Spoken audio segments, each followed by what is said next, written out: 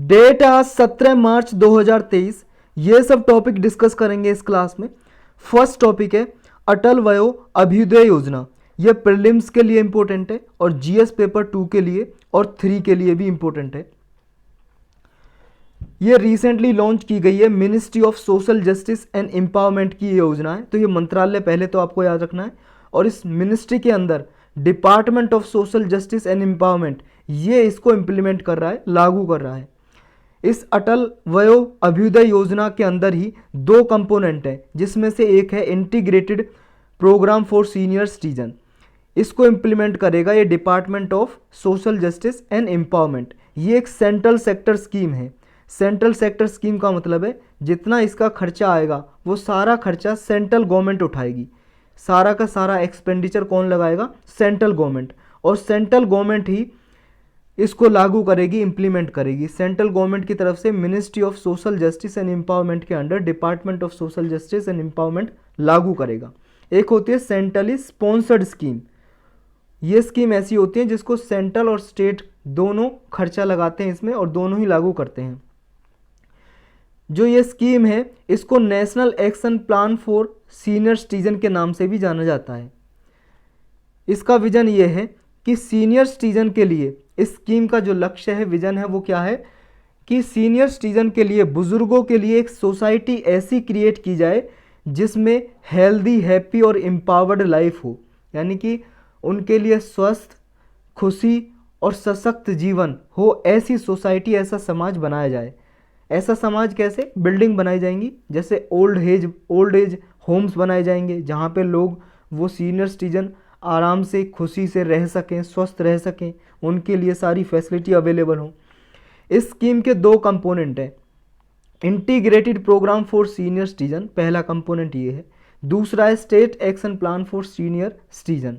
तो जो integrated programme for senior citizen है, ये देखो, इसके थ्रू तो होम्स बनाए जाएंगे, old age homes senior citizen के लिए, इंटीग्रेटेड सीनियर सिटीजन के लिए, ताकि वो बेसिक एमिनिटीज़ यानी कि जो आधारभूत सुविधाएं हैं, जैसे ड्रिंकिंग वाटर फैसिलिटी, खाना, रोटी, कपड़ा, मकान जो इसमें आता है, ये सारी फैसिलिटी वहाँ पे मिल सके। दूसरा जो इसका कंपोनेंट है state action plan for senior citizen, इसमें हर एक स्टेट और यूनियन टेरिटरी को ऐसी पॉलिसी, ऐसे प्लान बनाने ताकि सीनियर सिटीजन का कल्याण या वेलफेयर किया जा सके। जो इंटीग्रेटेड प्लान है फॉर सीनियर सिटीजन, यानी कि इंटीग्रेटेड प्रोग्राम है सीनियर सिटीजन के लिए, इस कंपोनेंट में एनजीओ या वॉलंटरी ऑर्गेनाइजेशन जो होती हैं, एनजीओ मतलब नॉन गवर्नमेंटल ऑर्गेनाइजेशन, गैर सरकारी संस्था, उनको ग्रांट प्रोवाइड करेगी गवर्नमेंट। ग्रांट का मतलब अनुदान देगी, यानी कि फाइनेंशियल एड, वित्तीय सहायता, मनी प्रोवाइड करेगी, ताकि वो ओल्ड एज जो होम बने हुए हैं, जो ऐसी बिल्डिंग बनी हुई जहाँ पे सीनियर सिटीजन रहते हैं, केयर होम्स बोलते हैं या ओल्ड एज होम्स, वो उन्हें आराम से चला सकें, मेंटेन कर सकें, वहाँ पे सुविधा प्रोवाइड कर सकें सीनियर सिटीजन के लिए। तो इसके लिए ग्रांट भी प्रोवाइड करेगी गवर्नमेंट। देखो, सीनियर सिटीजन के लिए ये कई स्कीम्स हैं, 5 स्कीम है जो लॉन्च की गई हैं इस अम्ब्रेला स्कीम के अंदर ही। जो national action plan for senior citizen है, इसके अंदर पोषण अभियान फॉर एल्डरली लॉन्च किया गया है। Livelihood and skilling initiatives for senior citizen ये लॉन्च किया गया है। Scheme on promoting silver economy ये लॉन्च किया गया है। Awareness generation and capacity building for welfare of senior citizen ये लॉन्च किया गया है। और CSR fund for elderly care को चैनलाइज करने के लिए प्रमोशन किया जाता है। CSR फंड क्या होता है? Corporate social responsibility fund. ये क्या होता है? देखो, कंपनीज एक्ट बनाया गया था 2013 में सेंट्रल गवर्नमेंट द्वारा। जो कंपनीज एक्ट है उसके थ्रू ऐसी कंपनी जिसका टर्नओवर कुछ पर्टिकुलर लिमिट से ज़्यादा है, तो उसको ना 1 साल में अपने प्रॉफिट का, लास्ट 3 ईयर में जो प्रॉफिट हुआ है, पिछले 3 साल में जो उसको लाभ हुआ है, उसका एवरेज लास्ट 3 ईयर का एवरेज का 2%। देखो, पिछले 3 साल में उसे जितना प्रॉफिट हुआ है, मान लो पिछले साल हुआ उसे 1000 रुपये, उससे पिछले साल हुआ उसे 1500 रुपये, उससे पिछले साल हुआ उसे 2500 रुपये। तो ये कितना हो गया टोटल? टोटल हो गया, प्रॉफिट हो गया आपका 5000 हो गया। मान लो इसे 2000 मान लो, पिछले साल 2000 हुआ, फिर 1500, फिर 2500, ऐसे प्रॉफिट हुआ, तो टोटल हो गया 6000। अब जो पिछले 3 साल का टोटल 6000 प्रॉफिट है, अब इसका एवरेज आ जाएगा, 3 से डिवाइड कर देंगे तो एवरेज आ गया 2000। तो ये जो एवरेज आया पिछले 3 साल का, इसका 2%, 2000 का 2% ये खर्च करेंगे कहाँ पे? लोगों की भलाई के लिए, ड्रिंकिंग वाटर फैसिलिटी या सीनियर सिटीजन के लिए, या एजुकेशन हेल्थ से रिलेटेड कोई फैसिलिटी डेवलप करना, इस तरह से ये कंपनी खर्च करेंगी। तो इसी फंड को बोलते हैं CSR फंड। नेक्स्ट टॉपिक है मैकमोहन लाइन। मैकमोहन लाइन अभी रिसेंटली न्यूज में है। ये प्रीलिम्स के लिए तो इम्पोर्टेंट है ही, ये मेंस के लिए भी, GS पेपर 3 के लिए इम्पोर्टेंट है, GS पेपर 2 में भी पूछा जा सकता है, 1 में भी पूछा जा सकता है, ज्योग्राफी में। रिसेंटली न्यूज में क्यों है ये? रिसेंटली न्यूज में इसलिए है, देखो जो अमेरिका का सीनेट है, अमेरिका यानी कि यूनाइटेड स्टेट्स ऑफ अमेरिका, जैसे हमारे इंडिया में पार्लियामेंट में 2 हाउस हैं, एक लोकसभा और एक राज्यसभा, ऐसी वहाँ पे जो राज्यसभा है उसको बोलते हैं सीनेट। तो सीनेट में रिजोल्यूशन पास किया गया एक, और इस रिजोल्यूशन में ये माना कि इंडिया और चाइना के बीच में, स्पेशली अरुणाचल प्रदेश जो है, अरुणाचल प्रदेश इंडिया का पार्ट है, तो इंडिया का पार्ट जो अरुणाचल प्रदेश है, अरुणाचल प्रदेश और चाइना के बीच में जो बाउंड्री लाइन है, इंटरनेशनल बाउंड्री है, वो मैकमोहन लाइन है। ये इसने रिकॉग्नाइज किया अमेरिका की सीनेट ने, अमेरिका की राज्यसभा मान लो, अमेरिका की सीनेट ने ये रिजोल्यूशन पास करके इसको रिकॉग्नाइज किया, पहचान दी। तो ये क्या है मैकमोहन लाइन, इसको जानना है हमें। ये देखो नॉर्थ ईस्ट इंडिया है हमारा, नॉर्थ ईस्ट इंडिया, ये देखो नॉर्थ ईस्ट इंडिया, ये अरुणाचल प्रदेश की बात हो रही है, ये भूटान से लेके, यहाँ भूटान से लेके और म्यांमार तक, ये जो अरुणाचल प्रदेश का ये जो बॉर्डर एरिया है, जो तिब्बत से लगता है, और तिब्बत देखो चाइना ने इस पे अपनी कब्जा कर रखा है एक तरह से, चाइना अपना पार्ट बताता है तिब्बत को, और इंडिया भी मान चुका है, इंडिया ने भी एक्नॉलेज किया है कि तिब्बत चाइना का पार्ट है, तो अब चाइना ही बोल सकते हो आप इंडिया की तरफ से। तो ये जो तिब्बत का बॉर्डर लगता है, चाइना का बॉर्डर लगता है अरुणाचल प्रदेश से यहाँ, ये वाला जो बॉर्डर लाइन है इसको बोलते हैं मैकमोहन लाइन। क्या बोलेंगे? McMahon line. तो ये याद रखना आपको। ये ज्योग्राफिकल बॉर्डर भी है, ज्योग्राफिकल बॉर्डर है, और इंटरनेशनल बॉर्डर भी है चाइना और इंडिया के बीच में। देखो इंडिया तो मानता है इसको बॉर्डर, लेकिन चाइना नहीं मानता। चाइना इसका जो लीगल स्टेटस है उस पर विवाद करता रहता है, डिस्प्यूट करता रहता है, तो इस वजह से ये न्यूज में रहता है, क्योंकि चाइना नहीं मानता, इंडिया मानता है। ये कब नेगोशिएट किया गया था, कब बनाया गया था ये बॉर्डर, जो मैकमोहन लाइन है, कब बनाई गई थी? एक शिमला कॉन्फ्रेंस हुई थी ब्रिटिश इंडिया में, जब इंडिया गुलाम था ब्रिटेन का, उस टाइम पे एक शिमला कॉन्फ्रेंस, एक मीटिंग हुई थी शिमला में, हिमाचल प्रदेश में जो शिमला सिटी है उसकी कैपिटल है, वहाँ पे हुई थी ये कॉन्फ्रेंस मीटिंग 1914 में, 1914 में। यहाँ पे तिब्बत ने पार्टिसिपेट किया, और इंडिया की तरफ से ब्रिटेन था, क्योंकि उस टाइम पे आपको पता है ब्रिटेन का राज चलता था, कॉलोनी थे हम ब्रिटेन की, तो ब्रिटेन और तिब्बत के बीच में ये शिमला कॉन्फ्रेंस हुई, और यहाँ पे ये लाइन ड्रॉ की गई, क्योंकि इसका जो अध्यक्ष था वो हेनरी मैकमोहन था ब्रिटेन की तरफ से, तो उसी के नाम पे ये ब्रिटिश इंडिया का फॉरेन सेक्रेटरी था हेनरी मैकमोहन, तो इसी के नाम पे ये मैकमोहन लाइन बना दी गई। ये जो आप देख रहे हो यहाँ पे, और इस मैप पे देख सकते हो ये वाला एरिया, या यहाँ पे देख सकते हो ये भूटान है, यहाँ पे इधर इधर भूटान है, और ये इधर म्यांमार है। तो ये जो रेड लाइन दिखाई दे रही है आपको, ये लाइन है मैकमोहन लाइन। इसकी लेंथ कितनी है? इसकी लेंथ है टोटल 890 किलोमीटर। ये ईस्टर्न बॉर्डर ऑफ भूटान से लेके हिमालयाज जो हैं अरुणाचल प्रदेश में, वहाँ से गुजरते हुए ब्रह्मपुत्र रिवर जो बेंड करती है, और फिर ये तिब्बत कोर्स से बेंड करके असम वैली में चली जाती है, वहाँ तक ये बॉर्डर है। जैसा हमने देखा, ये देखो इंडिया का मैप देख रहे हो, ये भूटान, भूटान से लेके ये वाला एरिया यहाँ पे देख सकते हो, ये वाला एरिया भूटान से लेके ये ईस्टर्न हिमालयाज हैं, यहाँ से लेके ये जाता हुआ यहाँ पे आपका जो ब्रह्मपुत्र रिवर है वो देखो यहाँ से बेंड कर जाती है, यहाँ से निकलते हुए ऐसे आती है ब्रह्मपुत्र रिवर। तो यहाँ तक ये है मैकमोहन लाइन। देखो इंडिया तो मानता है इसको मैकमोहन लाइन को लीगली, नेशनल बॉर्डर चाइना और इंडिया के बीच में, जैसा हमने ऊपर डिस्कस किया, लेकिन चाइना रिजेक्ट करता है। चाइना रिजेक्ट क्यों करता है, रीजन क्या है, कारण क्या है? चाइना कहता है कि तिब्बत उस टाइम पे ना सॉवरेन स्टेट नहीं था, यानी कि तिब्बत आज़ाद नहीं था, इंडिपेंडेंट नहीं था उस टाइम पे।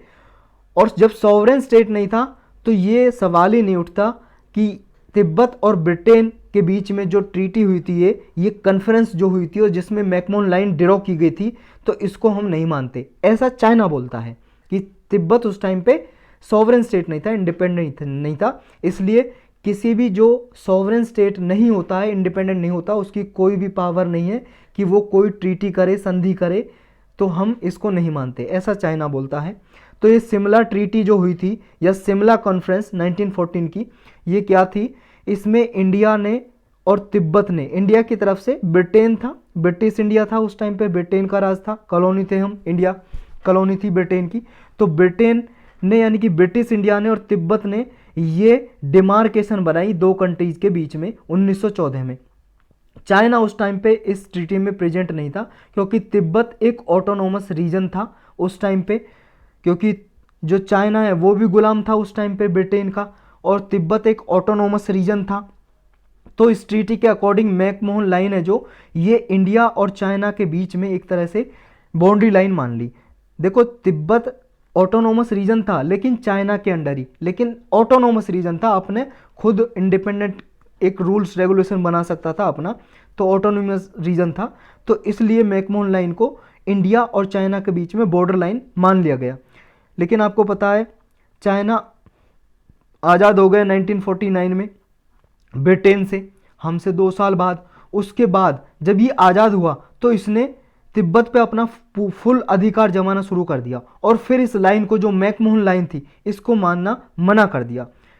तो ब्रिटिश रूलर थे, उन्होंने इंडिया के बिहाफ पे अरुणाचल प्रदेश का जो भी तवांग रीजन है अरुणाचल प्रदेश का, जो ये तिब्बत का सदर्न पोर्शन था, जो आप देख रहे हो ये तिब्बत है, जो ये तिब्बत का सदर्न पोर्शन था, ये तवांग रीजन, अरुणाचल प्रदेश का जो पार्ट है अभी ये वाला तवांग रीजन, तो इसको इंडिया में मिला दिया उस टाइम पे ब्रिटेन ने, और तिब्बत ने भी इसको मान लिया। तिब्बत ऑटोनोमस रीजन था उस टाइम पे, तिब्बत ने भी मान लिया, कोई परेशानी नहीं थी।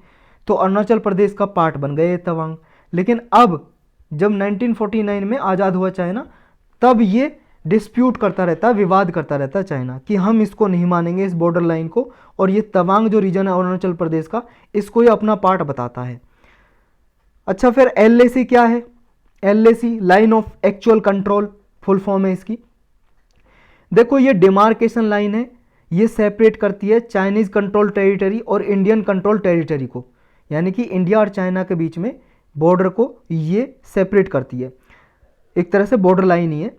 तो इंडिया जो LAC है वो मानता है इंडिया की 3488 किलोमीटर लंबा है LAC line of actual control, लेकिन चाइना मानता है 2000 किलोमीटर लंबा है। ये कौन सा डिस्प्यूट एरिया जिस पे ये डिस्प्यूट चलता रहता है इंडिया चाइना के बीच में? ये वाला पार्ट देखो आप यहाँ पे, ये जो रेड रेड दिखाई दे रहा है आपको, ये जम्मू कश्मीर का जो पार्ट है, इसे बोलता है अक्साई चीन, चाइना अक्साई चीन। और ये किसके कब्जे में है अभी? चाइना के कब्जे में। लेकिन किसका पार्ट है? जम्मू कश्मीर का पार्ट, यानी कि इंडिया का पार्ट है। जो ये लाइन है यहाँ पे देखो, ये वाला जो पार्ट है, इसे बोलेंगे, ये यहाँ से लेके और ये नेपाल तक का बॉर्डर है, ये लाइन ऑफ एक्चुअल कंट्रोल, यानी कि इंडिया और चाइना के बीच में बॉर्डर। और यहाँ तक है ये जो मैकमोहन लाइन है, ये भी लाइन ऑफ एक्चुअल कंट्रोल बोल सकते हैं इसको भी। इसके लाइन ऑफ एक्चुअल कंट्रोल के 3 सेक्टर हैं, ईस्टर्न, वेस्टर्न और सेंट्रल। जो वेस्टर्न सेक्टर है ये देखो जम्मू कश्मीर में है वेस्टर्न सेक्टर, जो सेंट्रल सेक्टर है ये उत्तराखंड और हिमाचल प्रदेश में है, और ये ईस्टर्न सेक्टर है। वेस्टर्न सेक्टर 1570 किलोमीटर का है, 545 किलोमीटर का सेंट्रल सेक्टर है, और 1325 किलोमीटर का ईस्टर्न सेक्टर है। तो लाइन ऑफ एक्चुअल कंट्रोल इधर है जो ईस्टर्न सेक्टर में, उसको मैकमोहन लाइन भी कह सकते हैं, मैकमोहन लाइन भी कह सकते हैं इधर ईस्टर्न सेक्टर को। तो ये आपको याद रखना है। तो कंट्री जो करंटली दोनों कंट्रीज के बीच में बॉर्डर है, वो लाइन ऑफ एक्चुअल कंट्रोल है जो 3 सेक्टर में डिवाइड करता है, जो हमने जाने अभी, वेस्टर्न, मिडल यानी कि सेंट्रल और ईस्टर्न सेक्टर। तो यही था इसके बारे में। नेक्स्ट टॉपिक है foreign lawyers and firms can operate in India. देखो बीसीआई ने अभी रूल्स रेगुलेशन में कुछ चेंजेस किया है। जो विदेशी लॉयर होते हैं, वकील, फॉरेन लॉयर, वो देखो इंडिया में प्रैक्टिस कर सकेंगे। अब ये जो foreign lawyer and foreign law firms in India 2022 के रूल्स रेगुलेशन थे, ये बार काउंसिल ऑफ इंडिया ने इसमें चेंज कर दिया है कि अब फॉरेन लॉयर हमारे इंडिया में प्रैक्टिस कर सकेंगे। बार काउंसिल ऑफ इंडिया क्या है? ये देखो जो लीगल एजुकेशन है, लॉ रिलेटेड एजुकेशन है, लॉ जो एलएलबी वगैरह होती है, उसके लिए रूल्स रेगुलेशन बनाता है हमारे इंडिया में। पूरा डिटेल में लास्ट में जानेंगे, पहले जो इसने रूल्स बनाए हैं उन रूल्स के बारे में जानते हैं। क्या कहते हैं रूल्स? देखो जो फॉरेन लॉयर हैं वो इंडिया में प्रैक्टिस तो कर सकते हैं लेकिन कोर्ट में अपीयर नहीं हो सकते। इसका क्या मतलब है, क्या डिफरेंस है इसका?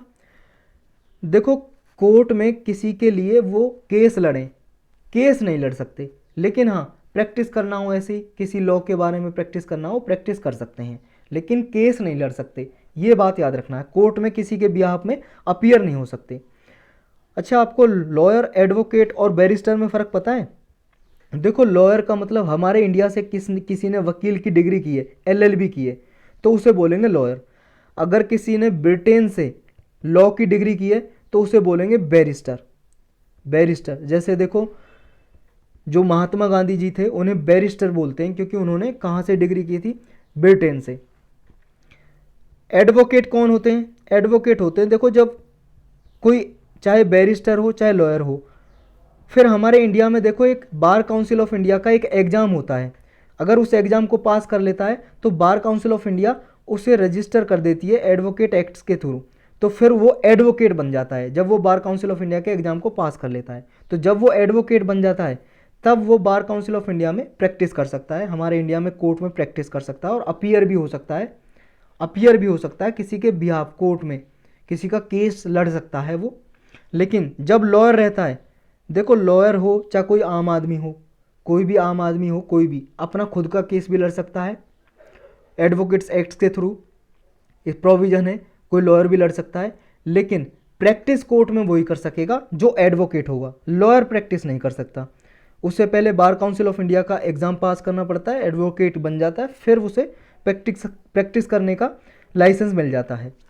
तो जो फॉरेन लॉयर हैं या लॉ फर्म है वो प्रैक्टिस कर सकती है इंडिया में, लेकिन कोर्ट में अपीयर नहीं हो सकती, यानी कि किसी का केस नहीं लड़ सकती। एलिजिबिलिटी क्या है? कौन से लॉयर, फॉरेन लॉयर हैं जो विदेशी जो वकील हैं, कौन से लड़ सकते हैं? क्या सभी लड़ सकते हैं? नहीं। जिनके पास पावर है कि वो अपने कंट्री में, होम कंट्री में, मान लो ब्रिटेन का या अमेरिका का कोई वकील है, वो अपने देश में, अमेरिका में, अपनी होम कंट्री में अगर लॉ प्रैक्टिस कर सकता है, उसको ये इंटाइटल मिल गया है कि वो अपने कंट्री में लॉ प्रैक्टिस कर सकता है, तभी हम उसे ये एलिजिबिलिटी देंगे, उसको परमिशन देंगे। बार काउंसिल ऑफ इंडिया जब ये परमिशन देगी कि हाँ इंडिया में भी वो प्रैक्टिस कर सकता है, अगर अपने देश में प्रैक्टिस कर सकता है तो। लिमिटेशन क्या है इसमें, मतलब कुछ पाबंदी हैं, वो क्या है? वो देखो कोई ऐसा लॉ इंडिया में जो है बना हुआ है वो प्रैक्टिस नहीं कर सकता जो एविडेंस ऑन ओथ रिकॉर्ड में, यानी कि एविडेंस ऑन ओथ रिकॉर्ड के लिए इंटाइटल है, उसको वो प्रैक्टिस नहीं कर सकता, ना ही किसी कोर्ट में, ना ही ट्राइब्यूनल में, ना ही किसी बोर्ड में।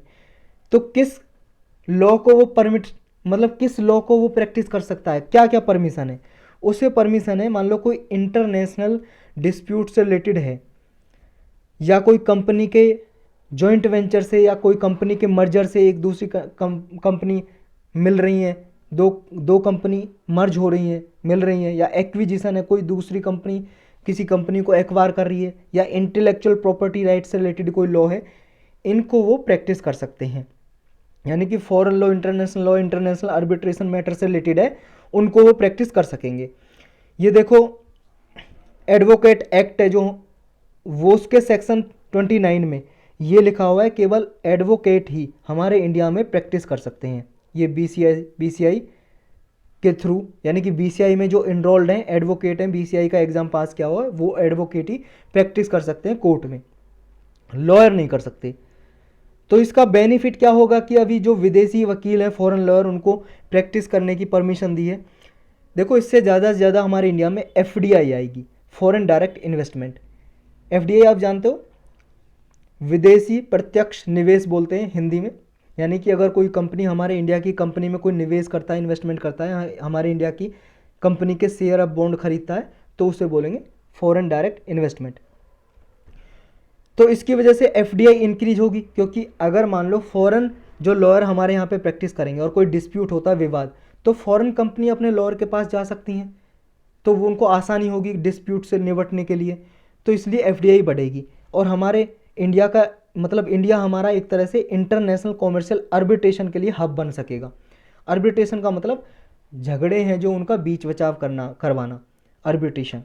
तो एक तरह से इंटरनेशनल आर्बिट्रेशन का हब बन सकेगा और एफडीआई ज़्यादा से ज़्यादा आ सकेगी हमारे इंडिया में। तो अब जानते हैं बीसीआई के बारे में। बार काउंसिल ऑफ इंडिया 1961 में बनाई गई थी, न्यू दिल्ली में इसका हेडक्वार्टर है, स्टैट्यूटरी बॉडी है, क्योंकि एडवोकेट एक्ट है 1961 का, इसी के सेक्शन 4 के अंदर बनाया गया था। यानी कि स्टैट्यूटरी बॉडी होगी, कानून बना के पार्लियामेंट ने बनाया है, सांविधिक संस्था है।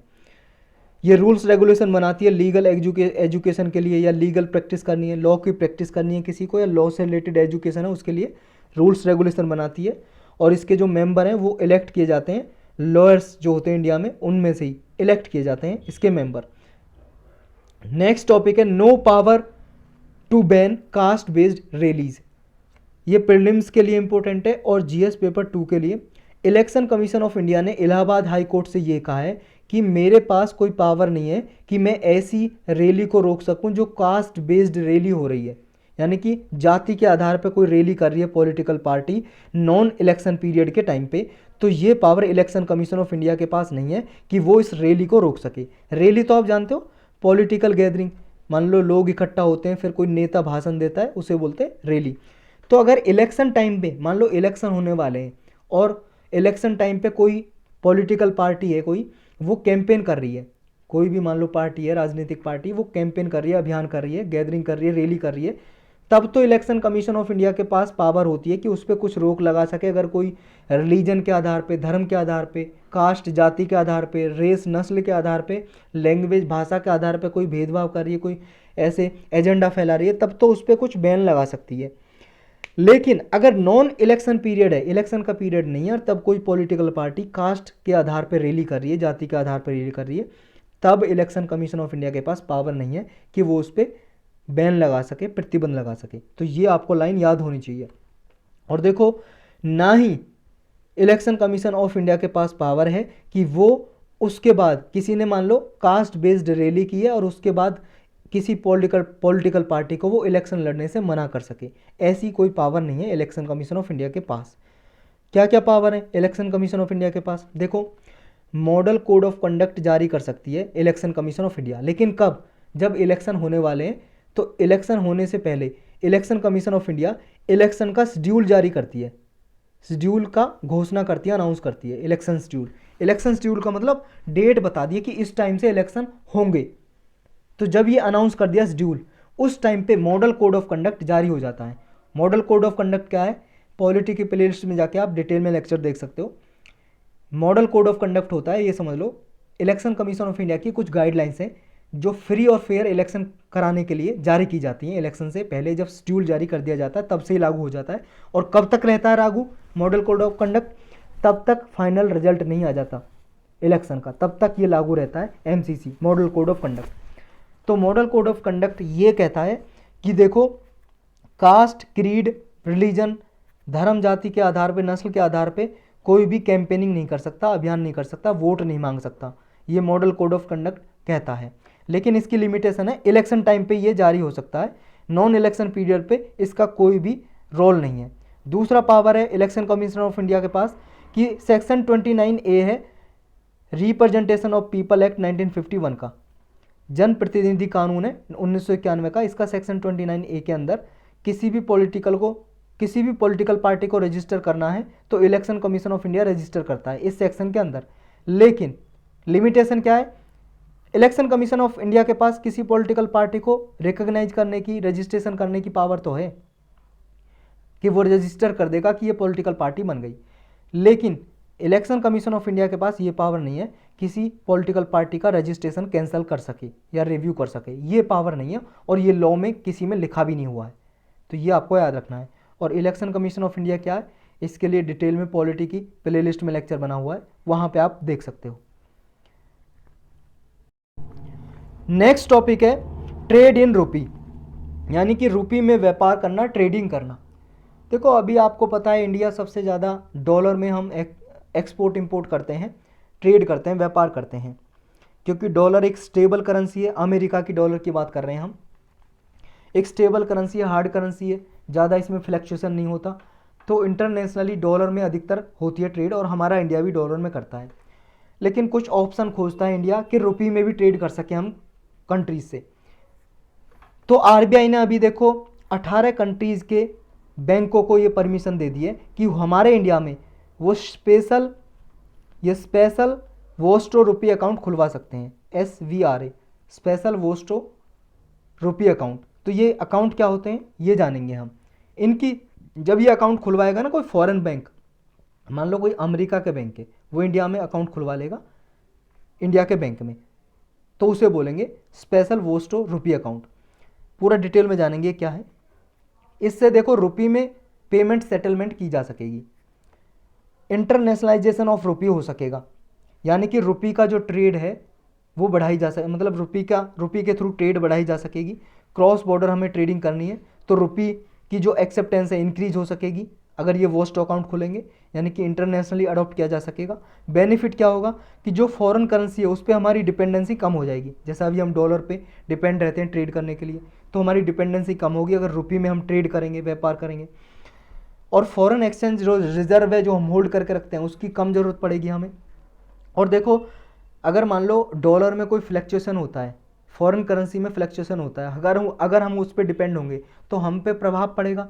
तो अगर हम रुपये में ट्रेड करेंगे चाहे फ्लैक्चुएशन होता रहे, यानी कि डॉलर में उतार चढ़ाव कितना ही होता रहे, तो उससे हम पे कोई प्रभाव नहीं पड़ेगा।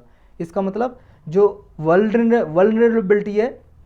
वनरेलेबिलिटी है टू एक्सटर्नल शॉक्स वो रिड्यूस हो जाएगी, करेंसी रिस्क है वो रिड्यूस हो जाएगा, और इंडिया की जो बार्गेनिंग पावर है वो बढ़ जाएगी अगर हम रुपये में ट्रेड करेंगे। तो जानते हैं ये क्या है, स्पेशल वोस्ट्रो रुपी अकाउंट। देखो इसे समझते हैं। मान लो कोई यूएस का बैंक है, मान लो बैंक ऑफ अमेरिका है, अमेरिका के बैंक का एक, और एक इंडिया का बैंक है, इंडिया का बैंक मान लो SBI है, स्टेट बैंक ऑफ इंडिया। अब ये जो बैंक ऑफ अमेरिका है ये इंडिया के SBI बैंक में अकाउंट खुलवा लेता है, और ये अकाउंट रहेगा रुपीज़ में, जिसमें खुलवाया डोमेस्टिक, हमारी डोमेस्टिक करेंसी में रहेगा। तो SBI में खुलवाया इसने तो ये रहेगा रुपये में, यानी कि जो इसका मनी है बैंक ऑफ अमेरिका का SBI में जो जमा रहेगा अकाउंट में वो रुपये में जमा रहेगा, रुपये में। अब क्या होगा, मान लो कोई व्यापारी है, मान लो यहाँ पे अंबानी है, अंबानी की कंपनी है अमेरिका में, वो ट्रेड करता है, मान लो कि इसका कोई क्लाइंट है अमेरिका में, ये क्लाइंट है अंबानी का, ये इससे कोई चीज़ खरीदता है, अंबानी इससे अमेरिका के क्लाइंट से कोई सामान खरीदता है, अब इसे पेमेंट करनी है, और अंबानी का अकाउंट भी SBI में है। अब अंबानी क्या करेगा कि SBI को रुपये में दे देगा पेमेंट। मान लो इसको देनी है क्लाइंट को, डॉलर में देना है, मान लो $100 इसे पेमेंट करनी है, तो इसे रुपये में दे देगा। मान लो $1.80 के बराबर है, तो 8,000 रुपये दे देगा SBI को। अब SBI जो ये फॉरेन बैंक था, बैंक ऑफ अमेरिका, इसके अकाउंट में 8,000 रुपये डाल देगा। अब 8,000 रुपये इसके अकाउंट में चले गए। अब जो बैंक ऑफ अमेरिका है, जो ये क्लाइंट था जिसको अंबानी को रुपए देने थे, इस क्लाइंट का अकाउंट बैंक ऑफ अमेरिका में है। अब ये बैंक ऑफ अमेरिका 8,000 रुपये इसे मिल गए इसके अकाउंट में जो इंडिया में था। अब ये बैंक ऑफ अमेरिका यहाँ $100 इसे रुपये से डॉलर में कन्वर्ट करके $100 इसके अकाउंट में, क्लाइंट के अकाउंट में जमा करा देगा, तो पेमेंट मिल जाएगी बिना विदेश जाए, अब्रॉड जाए, ना इसे फिजिकल प्रेजेंस की ज़रूरत है इसको, अंबानी को वहाँ जाने की, ना इस क्लाइंट को इंडिया आने की ज़रूरत है। तो इस तरह से आसानी से पेमेंट हो जाती है इन वोस्टो अकाउंट के थ्रू। स्पेशल वॉस्टो रुपी अकाउंट के थ्रू। तो यही है, इसमें क्या होता है, अकाउंट होता है that domestic bank hold for foreign bank. हमारा जो डोमेस्टिक बैंक है, घरेलू बैंक, वो फॉरेन बैंक के लिए रुपये में, हमारी करेंसी में, डोमेस्टिक करेंसी में, रुपये में अकाउंट होल्ड करके रखता है फॉरेन बैंक का। इसकी वजह से domestic bank international banking service provide कर सकता है अपने क्लाइंट को, और ग्लोबल बैंकिंग नीड से बिना फिजिकल प्रेजेंट के वो उसकी नीड को फुलफिल कर सकता है। तो प्रोसेस हमने सारा समझ लिया है। आरबीआई देखो, ये जो रुपये में ट्रेड सेटलमेंट होती है, इसके लिए 2022 में इसके लिए कुछ फ्रेमवर्क तैयार किया था, स्पेशल वॉस्टो रुपये अकाउंट के लिए कुछ गाइडलाइंस जारी की थी। और भी बहुत सारे इनिशिएटिव लिए हुए हैं इंडिया ने रुपये में ट्रेड करने के लिए, रुपये का इंटरनलाइजेशन करने के लिए। जैसे क्रॉस बॉर्डर ट्रेडिंग रुपये में करने के लिए मसाला बॉन्ड जारी किए हैं, मसाला बॉन्ड रुपये में जारी किए जाते हैं।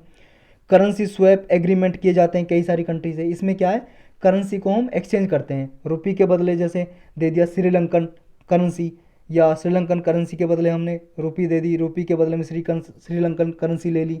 इस तरह से हम दो कंट्री के बीच में करेंसी स्वैप एग्रीमेंट करते हैं, सेंट्रल बैंक करता है हमारा दूसरे सेंट्रल बैंक के साथ।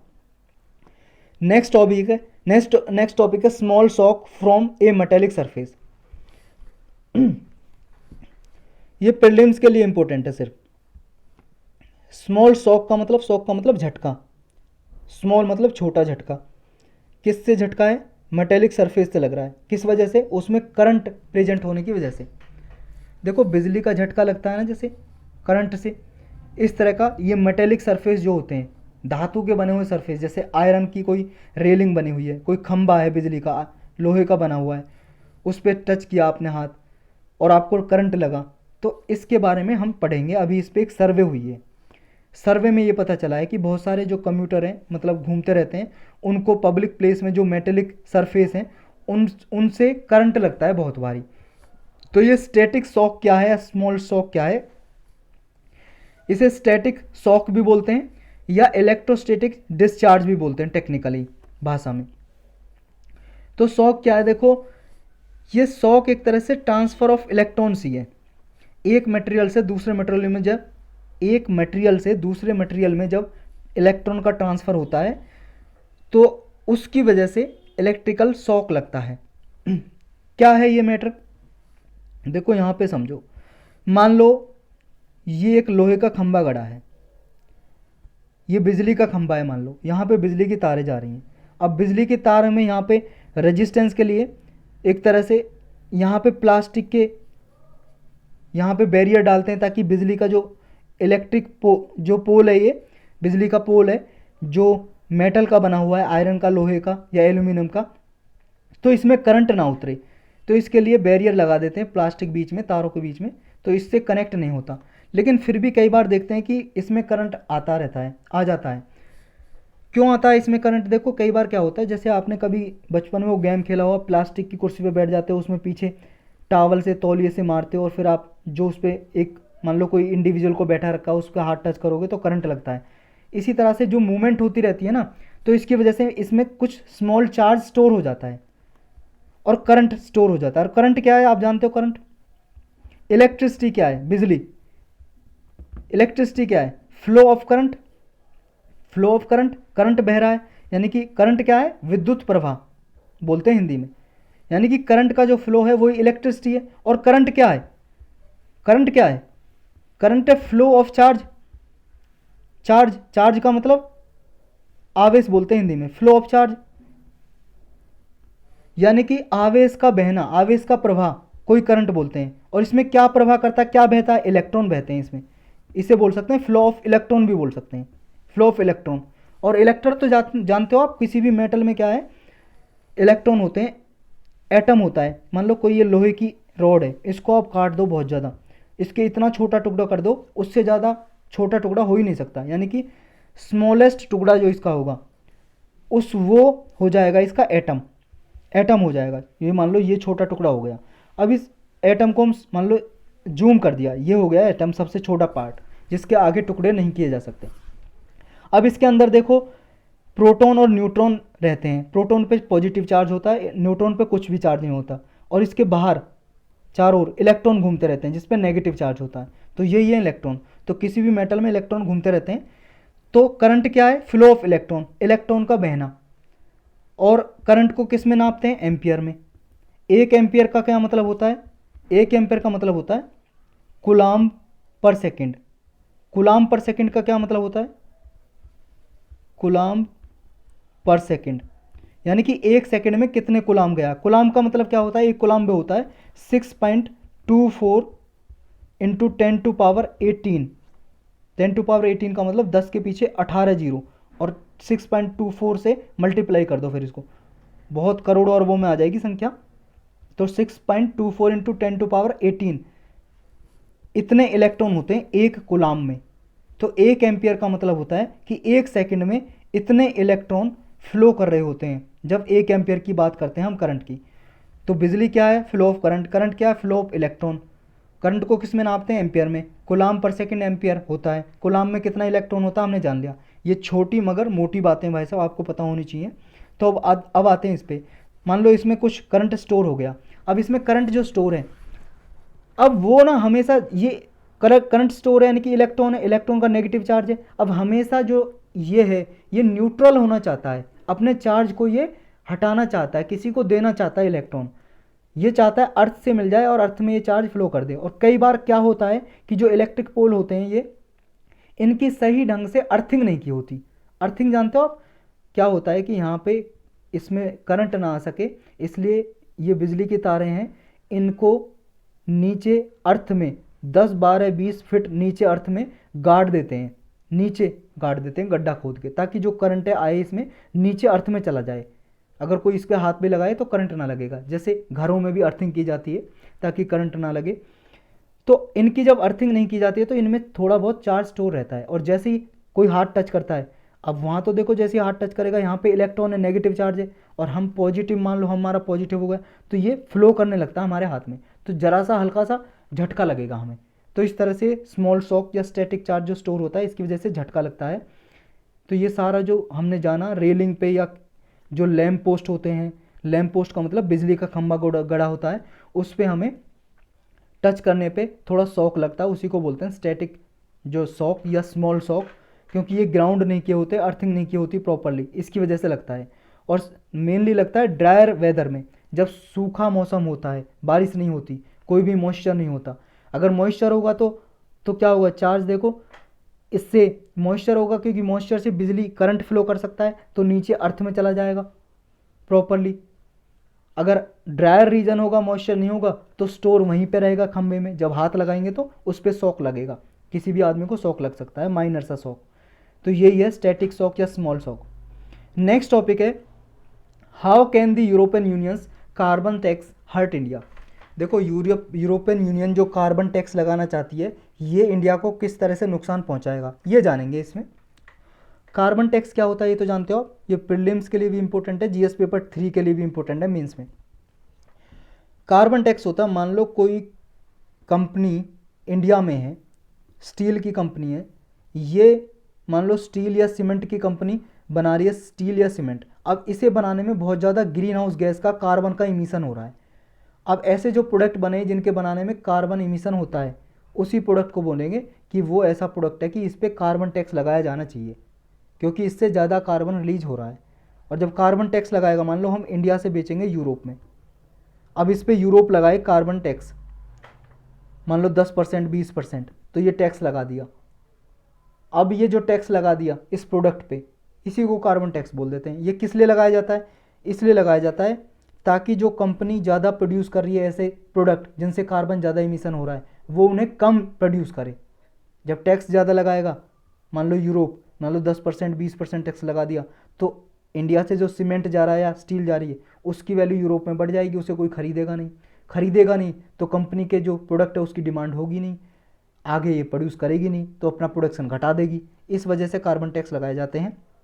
तो यूरोपियन यूनियन ने कार्बन टैक्स को लगाने की बात की है, ये कार्बन बॉर्डर एडजस्टमेंट मैकेनिज्म के अंदर। इसके बारे में हम ऑलरेडी डिस्कस कर चुके हैं।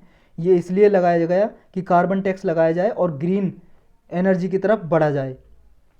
जो ये मैकेनिज्म है, ये यूरोपियन यूनियन के प्लान है, जो ग्रीन हाउस गैस इमिशन को कम करना है 2030 तक 55%, जितना 1990 के में ग्रीन हाउस गैस था यूरोपियन यूनियन में, यूरोपियन देशों में यूरोपियन क्लाइमेट लॉ के अंदर 1990 में जितना ग्रीन हाउस गैस था उससे 55% 2030 तक ये रिड्यूस करना है, कम करना है। ये टारगेट है यूरोपियन यूनियन का, और इसी के अंदर कार्बन टैक्स लगाया जाता है ताकि इस जो टारगेट को अचीव किया जा सके। तो इंडिया पे कैसे इम्पैक्ट पड़ेगा, इंडिया पे क्या प्रभाव पड़ेगा? देखो, इंडिया उस कंट्री में आती है जो ऐसी कंट्री है जिसने क्लाइमेट चेंज में प्राइमरीली कोई योगदान नहीं दिया है। तो ये कार्बन जो चार्ज लगाया जाता है ऐसी कंट्री पे जो ओरिजिनली जिसने क्लाइमेट चेंज में अपना कोई योगदान नहीं दिया है, तो इस तरह से एक नुकसान होगा इंडिया को, क्योंकि क्लाइमेट चेंज में इंडिया का प्राइमरीली कोई योगदान नहीं है। प्राइमरीली यानी कि प्राथमिक योगदान का मतलब क्या है यहाँ पे क्लाइमेट चेंज में? देखो, आप सबको पता है इंडस्ट्रियल रिवॉल्यूशन, आपने हिस्ट्री में पढ़ा होगा, इंडस्ट्रियल रिवॉल्यूशन या औद्योगिक क्रांति। कैसी क्रांति थी, कैसी रिवॉल्यूशन थी? इसमें कोई लड़ाई नहीं लड़ी गई थी, ये औद्योगिक यानी कि इंडस्ट्री की एक क्रांति थी। ज़्यादा से ज़्यादा मॉडर्न फैक्ट्री बनना शुरू हो गई। कहाँ से स्टार्ट हुई? ब्रिटेन से स्टार्ट हुई, लगभग 1750 के लगभग। तो ये जो फैक्ट्री बनना स्टार्ट हुई, मॉडर्न फैक्ट्री, तो इसी को बोलते हैं इंडस्ट्रियल रिवॉल्यूशन। अब जब ये मॉडर्न फैक्ट्री हुई स्टार्ट, इनकी वजह से देखो यहाँ पे बहुत ज़्यादा इनसे कार्बन इमिशन होता था, मतलब अब भी जो कंपनी बनी है उनसे होता है। तो ये जो डेवलप्ड कंट्री हैं जैसे ब्रिटेन, अमेरिका, जापान, इन्होंने बहुत ज़्यादा फैक्ट्री लगाई जिनकी वजह से कार्बन इमिशन हुआ, जिनकी वजह से क्लाइमेट चेंज हो गया, ग्रीन हाउस गैस इमिशन ज़्यादा हुआ, जिनकी वजह से ग्लोबल वार्मिंग हुई, जिनकी वजह से क्लाइमेट चेंज हो गया, जलवायु परिवर्तन, अर्थ का एवरेज टेम्परेचर बढ़ गया। तो इनका योगदान सबसे ज़्यादा रहा है। हमारा इंडिया तो आज़ादी के बाद से उसने सेटअप करना स्टार्ट किया था, और अभी भी हम शुरुआती स्टेज में ही हैं, कुछ ज़्यादा डेवलप कर नहीं पाए हैं। तो इंडिया प्राइमरीली योगदान नहीं दिया है इंडिया ने क्लाइमेट चेंज में, तो इंडिया के ऊपर टैक्स लगाना एक तरह से नुकसान इंडिया के लिए। दूसरा देखो, यूरोपियन यूनियन 20 से 35% ज़्यादा टैक्स लगाती है। वैसे 2.2% के लगभग टैक्स लगाती है उस प्रोडक्ट पे यूरोपियन यूनियन, लेकिन कार्बन टैक्स का नाम लेके या कार्बन बॉर्डर ये एडजस्टमेंट मैकेनिज्म के अंदर 20 से 35% ज़्यादा टैक्स लगाती है। तो इतना ज़्यादा टैक्स लगाएगा तो इंडिया का माल महंगा हो जाएगा, इंडिया का माल कोई नहीं खरीदेगा यूरोप में। तो इंडिया का जो एक्सपोर्ट होता है 15% लगभग, वो प्रभावित होगा, घट जाएगा, इंडिया का प्रोडक्ट कोई नहीं खरीदेगा। और जो इंडिया ने यूरोपियन यूनियन के साथ मान लो FTA कर रखा है, फ्री ट्रेड एग्रीमेंट, उसके जरिए जो वस्तुएं जाती हैं अगर उन पे भी टैक्स लगाया जाएगा कार्बन टैक्स, तो ये क्या है, जो फ्री ट्रेड एग्रीमेंट है वो तो मीनिंगलेस हो जाएगा, क्योंकि इसमें जो टैरिफ कम किया जाता है ना के बराबर या बिल्कुल कम किया जाता है ना के बराबर या हटा दिया जाता है बहुत सारे प्रोडक्ट पे फ्री ट्रेड एग्रीमेंट में। अब जब इस पर टैक्स लगेगा तो इसका तो कोई मायने ही नहीं रह जाएगा फ्री ट्रेड एग्रीमेंट का, तो ये नुकसान होगा इंडिया को। नेक्स्ट टॉपिक है फेमिनिस्ट फॉरेन पॉलिसी मूवमेंट। ये प्रीलिम्स के लिए तो इम्पोर्टेंट है ही, GS पेपर 4 एथिक्स में यूज हो सकता है ये, और आपका एसए के पेपर में यूज किया जा सकता है, कोई जेंडर इक्वलिटी से रिलेटेड कोई टॉपिक है। तो फेमिनिस्ट का मतलब क्या होता है? नारीवादी, यानी कि ऐसा आदमी या कोई भी इंसान, औरत, जो नारी के, महिलाओं के, वुमन के अधिकारों की बात करता हो, महिलाओं के हक की बात करता हो, उसे बोलेंगे फेमिनिस्ट। तो फेमिनिस्ट फॉरेन पॉलिसी मूवमेंट क्या है? ये ऐसा मूवमेंट है जिसमें कोई भी गवर्नमेंट, कोई भी देश ऐसी पॉलिसी बनाता है जो पीस को प्रायोरिटी देता हो, शांति, पूरे वर्ल्ड वाइड शांति रहे, जेंडर इक्वलिटी आए, यानी कि मेल और फीमेल में समानता हो, इन्वायरमेंटल इंटीग्रिटी को प्रमोट किया जाए, यानी कि ऐसी मेंटलिटी जो कॉलोनियल है, यानी कि जो कॉलोनियल का मतलब किसी को गुलाम बनाना चाहता है, या रेसिस्ट, नस्लवादी है कोई, यानी कि भेदभाव करता है नस्ल के आधार पे, या पैट्रियार्कल माइंडसेट है, यानी कि पितरात्मक सोच है किसी की, मेल डोमिनेटेड स्ट्रक्चर है, यानी कि पुरुष को ज़्यादा ताकतवर मानता है और महिला को कम, पुरुषों को ज़्यादा अधिकार दिए जाते हैं और महिलाओं को कम। तो ऐसी मेंटेलिटी है, उसको कम करके जेंडर इक्वलिटी को बढ़ाना, यही है फेमिनिस्ट फॉरेन पॉलिसी।